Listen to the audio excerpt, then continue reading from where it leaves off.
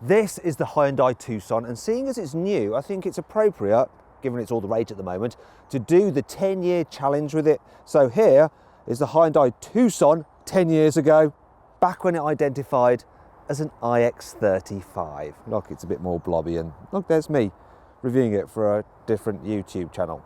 Now, you're probably considering this car alongside other small SUVs such as the Peugeot 3008, the Nissan Qashqai, and the Kia Sportage. In fact, the Kia and this car share many of the same parts because they're pretty much the same underneath the skin, and they share the same engines as well. So the Tucson is pretty good value. It starts from £22,000, but you can save an average of £4,000 on one through carwow.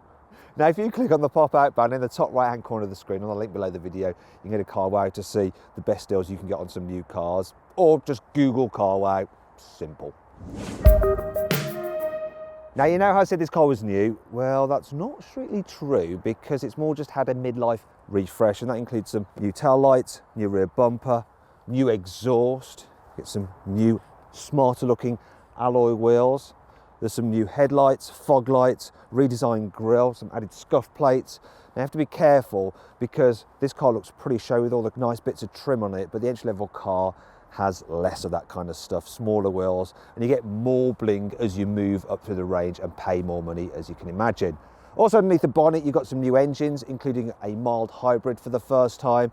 And on the inside, there's been some tweaks as well. So the dash design is very similar to before. It's all right, but it's not particularly exciting. It's nowhere near as exciting on the inside as something like a Peugeot 3008. But some of the materials are quite nice, and on here it's good as well. It does get a bit scratchy along here. So it's soft here on the door tops, and the armrests are okay. What I can't fault though is how easily everything is laid out. So all the driving stuff's down here, all the ventilation controls are here, all the safety stuff is here. You've got your window controls over here, and I like the fact they've got a little shiny bit on them which help boost the quality. That's something you touch. You can control lots of stuff through the steering wheel mounted controls. Then the only thing I don't really like about it is that the toggle for the track when you're listening to music is up and down rather than left and right, which is just more intuitive. Now, coming on to the new stuff, it's the infotainment system. So Hyundai have upgraded it. Now, I do quite like the way it sits on top of the dash, so you don't have to take your eyes too far off the road. I'm not so keen on the fact it's got this huge bezel round it. It does look a bit old-fashioned. What is good, though, is that you have some physical shortcut buttons, so you can easily prod those while you're driving. In terms of the infotainment system itself, it is generally pretty good. So the screen is responsive and the graphics are sharp. It's just that it all looks a little bit drab. There's just not enough colour, really. Another problem is the on-screen home button is a bit small, so it's a bit hard to hit, but you don't really need to use it that much. When programming a sat-nav, it's all fairly straightforward and easy to input a waypoint if you want to. And the route options let you avoid things like motorways, ferries, tolls, and so on and so forth. What I really like is that a touch of a button, you can just press reroute to try and dodge around traffic. What I don't like so much though is this. Look, I can't just zoom on the screen by pinching. That's the only thing that really annoys me. The car's analog dials are pretty easy to read, and you get a little digital display in between them where you can toggle through different menus and look at bits of information, and it shows very rudimentary sat-nav if you've got that. And generally, like I said, this is a well thought out cabin. I like things like this. Look, we have huge mirrors, huge vanity mirrors, but this extra bit of sun visor there, so that when you put that to the side, it really does block out the sunlight from blinding you. Oh, and look at this as well. You have a little card holder up there. One thing I'm not so keen on though is the big bezel around this rear view mirror. It just feels cheap and nasty. What I do like though is this. Look, you've got two 12-volt charging sockets there. You've got your USB input. You've also got auxiliary in if you want it. And this particular model here, because it's towards the top of the range, has a wireless charging pad. In fact, while we're on it, let's talk about equipment, because the Hyundai Tucson is very well equipped. Entry-level versions of the Tucson are called S-Connect, and here's the key bits of equipment they get. Dual zone climate control, Android Auto for your mobile phone, or of course Apple CarPlay, depending on which phone you've got, and a rear view camera. The next step up is SE Nav cars, and they add automatic windscreen wipers, rear privacy glass, so now you see me and now you don't. And as the name suggests, you also get satellite navigation for the infotainment system. Oh, and the infotainment screen is 8 inches rather than 7 inches on the entry-level car. In fact, overall, SE Nav is probably the pick of the range. Step up to premium and you get an upgraded sound system made by a company called Krell. Never heard of them. You also get all-round parking sensors both back and here at the front. And you also get electrically operated leather seats with heating.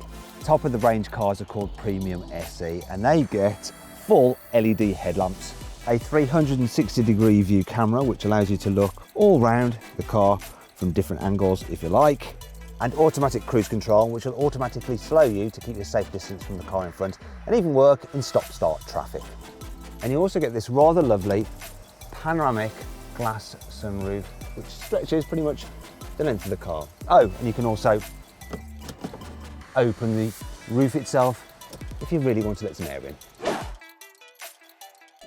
Right, now it's dealt with, let's finish off with practicality here in the front, starting with the seating position. Now, I do like the fact that you get loads of adjustment in the driver's seat. You are going to be able to get comfy, and you can jack it up quite high as well. Shorter people will be able to get a decent view out, and there's plenty of adjustment in the steering wheel, unlike in some other cars. So yeah, no problem getting comfy. In terms of like having bits and pieces around the car with you and storing your drinks, the side door bins can hold a 1.5 litre bottle, which is pretty decent. Area there, if you're not going to be charging the mobile phone, you can just stick it there and just charge it from the USB, I guess. There's another little storage area just down here where you can store junk. There's also a couple of cup holders here, but they are a bit small, and I'll show you another problem with them. Not a problem with a small coffee cup, or a larger one maybe. It's if you want to carry a bottle in there and you're changing gear, you're going to end up knocking that with your wrist, which is a bit frustrating. There's another storage area down there, I don't know what for, it'll just gather dust, I reckon. And you've got a decent bin under here though. Look at that, that just, you know, in places this thing just feels a little bit lackluster and cheap. Finally, the glove box, a reasonable size, and I like the fact that, look, it has connection to the air conditioning, so you can chill your drinks. Moving on to the back seats, the first thing I want to point out is that the doors do open nice and wide. Look at that, really, really handy for getting in and out. Although the doors are quite long, so there is a risk that you might end up like having your kids smash them into nearby cars. So here we go, let's talk about knee and leg room. So knee room is actually really good. Headroom, that's a little bit tight. To be fair, it's made worse on this car because it's got this panoramic glass roof which does eat into headroom, but it's not the tallest of car on the inside. And people over 6 foot may find it a little bit snug, but most adults should be fine. To be fair, I'm making this car seem worse because I've got the seat backs in the most upright position. Look at this, you can recline them. I can really like almost lie back, and because the front seats are lifted up slightly, I can push my feet underneath it, and this is really, really good in the back here for long journeys if there's just 2 of you. What is it like for 3 though? So yeah, you do sit a little bit tall and it doesn't feel that comfortable. Doesn't help either for the people on the outside. The side bolsters kind of push you inward, so it does feel a bit cramped for shoulder room. I think if you want to carry 3 people in the back at once regularly, something like a Skoda Karoq is better than this car. And if that matters to you, click on the pop-out banner in the top right hand corner of the screen, just up there, or the link below the video to watch my detailed review of the Skoda Karoq. Now I should point out that this car does have a fairly flat floor, so there is plenty of room for everyone's feet. One thing I'm not so keen on though is this. Look, the rear seats don't have a ski hatch there. You'd have a couple of cup holders there, and while I'm on the subject, you can fit a litre bottle in the rear door bins, and there's a little pouch on the seat backs which is fairly taut as well, and you do have a charging port there where you can charge your mobile device. In terms of fitting a baby seat, well, the ISOFIX anchor points are covered, but they're easily knocked out the way when you fit the seat base. In fact, you can fit 2 child seats here, but if you do that, there's not much room in the middle. Say if you wanted to carry 2 child seats and someone in between, not ideal for that. You might need a bigger car. What I do like though is this, look, you have one coat holder there and another one there, and also the reading lights, even though they seem far away, they do just beam right in the right place for reading, and the nice stylish LEDs. Finally then, children are going to like this. Decent sized rear windows, windows that go all the way down. Minor problem, really small kids may find the window ledge a little bit high to get a great view out, but other than that, not bad at all. So let's talk about the boot. In terms of volume, you have 512 litres, which roughly is just over 100 of these. In fact, the boot capacity is about that much bigger than a Mazda CX-5 and twice that bigger than the Kia Sportages, and it's a really useful square shape as well. There's no load lip, which is handy when it comes to just like lifting your luggage in and out. You can just slide it like that. There's a couple of tie down points about the place, such as there and there, if you want to have a net to secure something. There's some hooks you can hang your bags off, but they're a bit odd, these ones here. No, they're not going to work for your bag of shopping, but there's one just here on the seat back which you can hang stuff off like that, and it stops stuff like rolling around the boot as you go around corners. You've got a 12-volt socket as well there if you need to charge your phone, and a little bit of storage under here with a space saver spare wheel. And if you want to, you can actually fit the load cover under there as well, which is really neat and handy. Now, one thing that's not so handy though is that to fold down the rear seats, I have to go back to the rear seats round here and fold them. Oh gosh. So that can be a bit of a faff if you're in a hurry and you just want to load up the boot. Then the boot capacity is pretty blooming large. Look at that. Huge. Not quite as big as a Mazda CX-5. In fact, a Mazda CX-5's boot with its seats folded is about 20 times this bigger than this particular car's, but you do have a flat load floor, which makes it easy to just shove stuff to the front. It's also good that you've got enough depth there that you can actually carry a bike in the boot with the seats folded without having to take off any of its wheels. Now, what I haven't shown you is this. Look, you can actually lower this boot floor if you want to this position here. Now then, when you put the seats back up, you can actually fit 2 large suitcases with 2 small suitcases on top of it and some soft bags on top of that underneath the load cover, so it's out of sight. You can also fit 2 large boxes underneath that load cover as well, and of course it's easy to fit a baby buggy in and a set of golf clubs if you want to. So then, yes, this is quite a good practical family car. However, this car isn't perfect. Here's 5 annoying things about it. The sunroof doesn't have an anti-pinch safety feature, as I'll demonstrate now with the carwow stick of truth. Look at this. Ah! The fans for the ventilation system just seem a little bit noisier than in other cars when you've got them on full blast. The central rear seat belt is mounted up here in the roof. So you have to pull it down and then you sort of affix it in a weird way like that. And as you can see, that gets in the way of the person who'd be sat there. Much better when they're just mounted on the top of the seat backs. Well, I love the fact that the vanity mirrors are nice and large. What's not so good is that the light that you have to illuminate your face is a horrible old orangey coloured light bulb, whereas the rest of the bulbs in the car are bright white LEDs, which are much nicer. Well, you can get adjustable lumbar support for the driver's seat, you can't get it for the passenger seat, so they're going to have to make do with something like this if they want to prevent backache. Nah, that won't work. Don't worry, there's still plenty to like about this car. Here's the carwow 5 core features. The 2-litre diesel version of the Tucson has a mild hybrid system, which means it has a 48-volt battery, and as you slow down the car, it actually recoups lost energy through braking and puts into that battery and uses that energy to power the ancillaries. However, it can also be used to power a little electric motor to give the car a bit of added oomph. That provides an extra 16 horsepower and does help improve economy.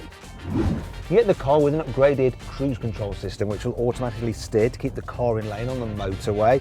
It'll keep it a safe distance from the car in front, and it'll even operate in stop-start traffic, so you don't really have to do much at all. You get hill descent control as standard, which means the car automatically feathers the brakes as you're going down a slope to make it more gentle.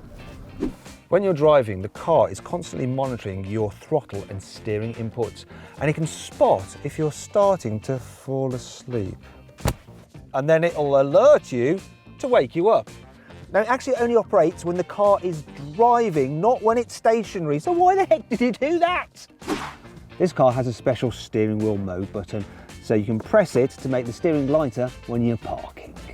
Right then, let's talk about engines. And the first thing you need to know is to avoid the entry-level, naturally aspirated 1.6 litre petrol. If you're not doing that many miles, I would go for the 1.6 litre turbo petrol because it's much more punchy than the entry-level engine. It's actually pretty decent. If you're doing lots of miles, go for one of the diesels. Now, you can get a 1.6 litre diesel in either a high stated tune or a low stated tune, and even the lower stated tune one is easily good enough. However, there's also a 2 litre diesel, which is better if you're towing. Now that engine comes with all-wheel drive as standard and an automatic gearbox. In fact, it's the only Tucson that gets all-wheel drive, which is quite interesting considering that the Kia Sportage is effectively the same car underneath the skin, yet you can get all-wheel drive on some of the smaller engine versions as well. You can also get automatic gearboxes on some of the 1.6 versions of this car. Now, for more detail on the different engines you can get and the power outputs and the economy, go to CarWow. You can find all that information out there. In fact, while you're there, why not check out our configurator? You can put in the details of any car you want and see what offers you can get back from a dealer. So I inputted the details of this 1.6 litre turbo petrol manual Hyundai Tucson Premium SE into our configurator, and I got an offer back from a dealer for just over £25,000 when the list price is actually around 30 grand. So that's a saving of over £4,000, which is incredible. So click on the pop-out button in the top right hand corner of the screen or on the link below the video to get and try out our configurator. It's well worth it. Right, let's see what this Hyundai is like in town. So you sit up high, which is good for seeing over things. Now, over speed humps such as that, you do feel a little bit of a thump when you come off the top of them. So the suspension is a touch on the firm side.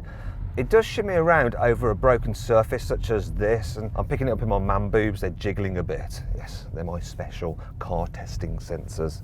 I do think a Nissan Qashqai is just a bit more comfortable. Now, if you click on the pop-up button just up there, top right hand corner of the screen or on the link below the video, you can watch my detailed review of the Nissan Qashqai. In terms of the gear shift, it's a bit notchy, but other than that, it's quite nice and light. As for manoeuvrability, well, I'm going to try and park the car and see what it's like.